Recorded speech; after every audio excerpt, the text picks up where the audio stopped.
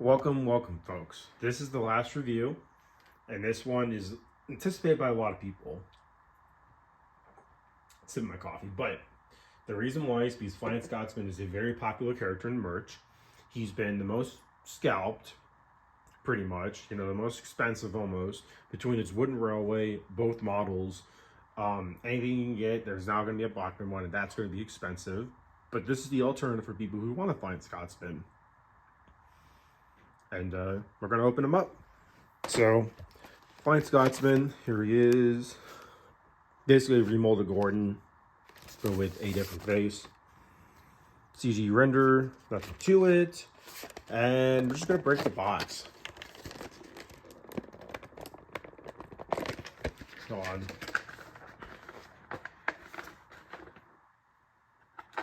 Oh, instructions. Hold up. We didn't look at these. We'll look at them in a minute. I wish they came with the pamphlet, but they don't.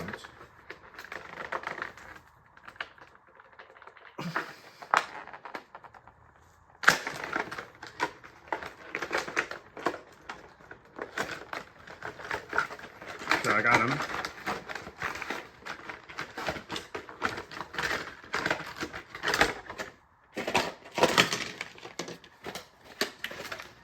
I'll have to get another Scotsman, just to keep them put away if I ever need them for selling.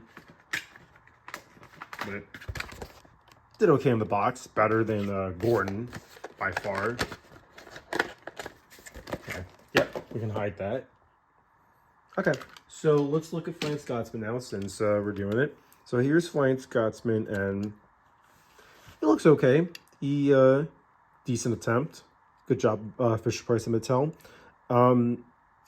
This is just for show. I'm not really a fan of how they did it. I know Playroll did something with Gordon like that, and it was actually part of the motion, which was pretty cool.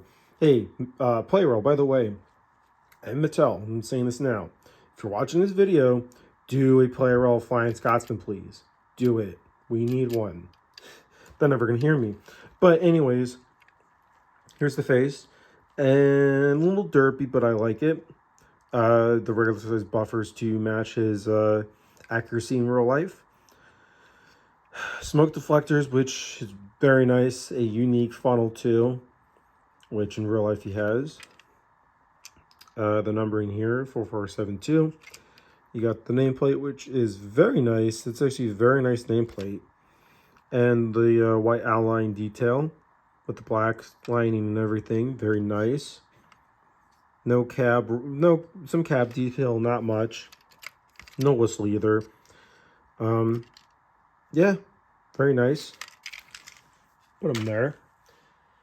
And now, the problem with the pack, in my opinion, again, Mattel, what'd you do? You did this with Trackmaster 2, and here you did it again. Let me explain here as soon as I'm done with doing this. This is the water tender, because, you know, water is not always accessible in other railways. I mean, now, you know, they've made it to where it's accessible. But here's the cool tender. Doesn't come out. Very different. And the LNER is... It looks like it's embossed a little bit.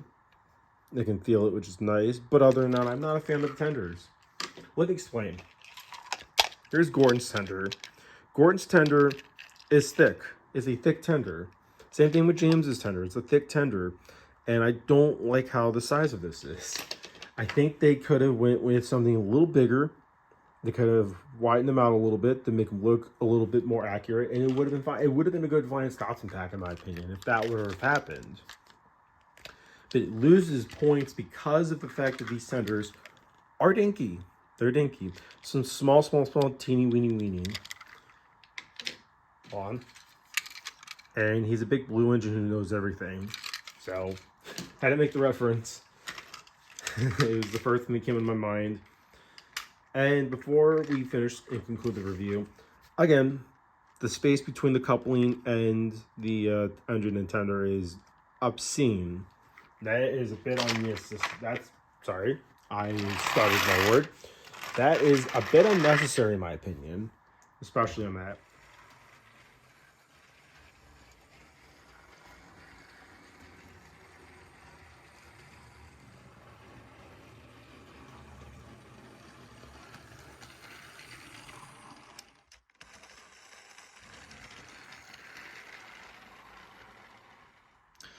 So here are my overall thoughts of the 2025 Flying Scotsman. Flying Scotsman was a surprise to all of us. It was a surprise that he was being made for Motorized, that they actually wanted to make one. And considering Flying Scotsman is a popular character, play role, if you're hearing me, do a play role Flying Scotsman, please. Please, please, please. um, this is definitely better than the Trackmaster one, in my opinion. This is definitely a better step up. I think the body of the engine looks a lot better in person. I mean, I don't like it being scrunched up. It definitely doesn't look as good as Gordon, but it still looks pretty good. Again, they only show the cylinder as decoration, but he's got smoke deflectors on both sides of him. He's got his dome, or his whistle, or not his whistle dome. Sorry, I'm getting that confused. His funnel kind of dome thing that he's got his dome obviously, but it looks like a dome funnel basically, but it's shaped differently. They did get his nameplate. Very well done. There we go. It wasn't even, focusing, but 4472. Again, that should be removed. And the tenders are dinky as hell. Fisher Price, Mattel, would you go wrong on this? Why? You could have made bigger tenders, just like how Gordon's tender was. You could have made longer tenders, and you guys could have had the perfect Flying Scotsman motorized engine. These are the only things, I'm pointing at them right now, these are the only things that set out and don't make this pack good. I will give them credit. There are no of those clouds like there were on the Trackmaster one, and that makes this definitely a better pickup. Overall, though, I won't complain. Definitely pick up Flying Scotsman because he's Flying Scotsman and people are going to scalp this like crazy. It's going to be a scalping mess. But pick them up. Anyways, this has been the beginning of many reviews of the motorized trains, and I have a layout ready to go. Thank you all for watching, and I cannot wait to do more of these reviews.